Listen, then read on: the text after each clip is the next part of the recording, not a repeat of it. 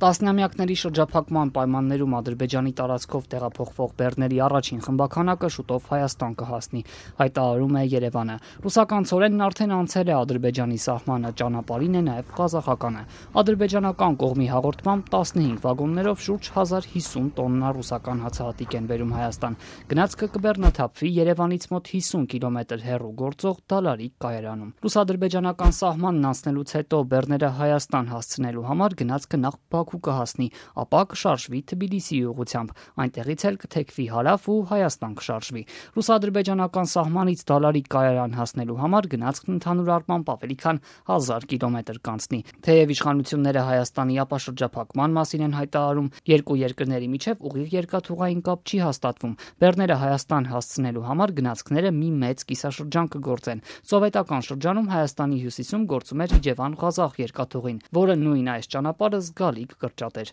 Տնտեսական արդյունավետությունը Ադրբեջանի տարածքով ռուսական ցորենի ներկրման կավելանա, եթե աշխատի օրինակ Իջևան-Ղազախ այս երկաթգիծը, որը այս պահին ընդհանրապես չի քննարկվում,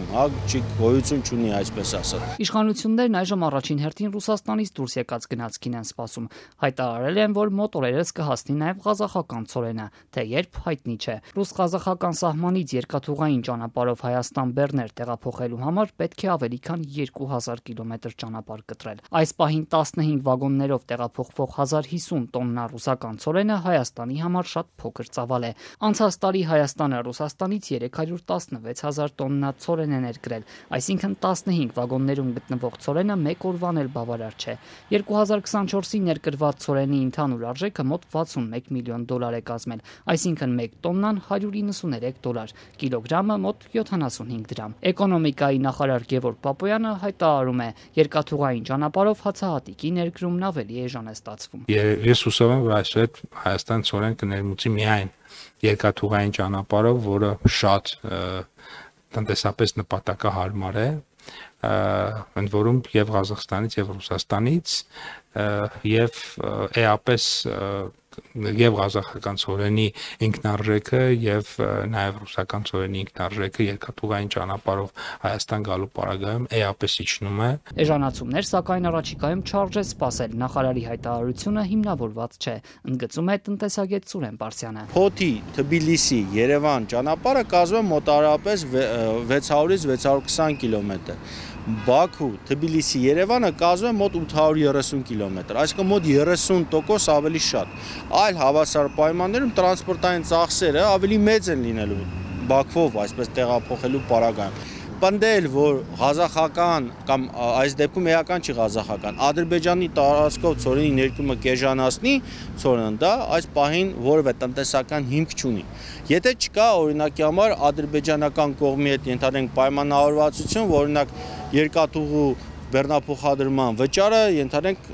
80%-ով զեղչ են արել օրինակի համար, այո, կարող է այդ դեպքում ձեռնտու լինել, բայց մնացած այլ հավասար պայմաններում քիչ հավանական է, որ այս տարբերակը տրանսպորտի ավելի էժան լինի, քան Վրաստանով եկող տարբերակը։ Ռուսական ցորենի 1 տոննան տարբեր տվյալներով այժմ 70,000 դրամի է հասնում։ Ղազախական հացահատիկ կարելի է ձեռք բերել 65,000-ով։ Այս դեպքում մեծ նշանակություն ունի ցորենի տեսակն ու որակը։ Թե այս պահին Հայաստան տեղափոխվող ցորենն ինչ տեսակի է, պաշտոնյաները չեն մանրամասնել։ Երկաթուղային բեռնափոխադրումներն ավելի էժան են, քան մեքենաներով փոխադրումները, միանգամից հնարավոր է տասնապատիկ ավելի շատ ապրանք բերել, վառելիք խնայել։ Այս դեպքում, սակայն, ներկրվող բեռների ինքնարժեքը մի շարք այլ գործոններով է պայմանավորված։ Ցորենի տեսակը, բեռնափոխադրման արժեքը, կառավարությունը նաև չի պարզաբանել տարանցման համար Ադրբեջանին վճարել է, թե ոչ, եւ եթե այո, որքան։ Գնացքով բեռներ տեղափոխելու համար պետք է վճարել Ադրբեջանի երկաթուղիներ ընկերությանը։ Նրանց կայքում վիրտուալ հաշվիչ կա, որը հենց հիմա էլ ճանաչում է Հայաստանի երկաթուղային կայարանները